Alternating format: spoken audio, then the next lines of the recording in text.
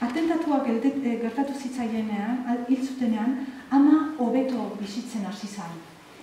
Batez ere, jatetzea aurrera atera zuen eta ondo zijoan.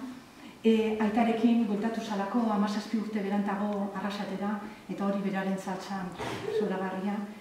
Eta oroitzen naiz, nik dakidanez, lehengo oporrak hartu zituen. 3 edo 5 egun Nizara edo Monakora joan ziren egun batzuk pasatzera.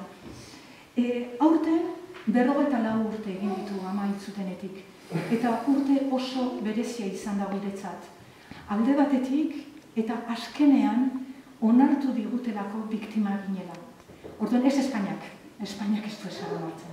Espainiak pagatu egin zuen, Espainiak gero indultatu egin ditu harrapatu zituztenak, baina Espainiak ez gaitu oraindikan biktima gisa onartu.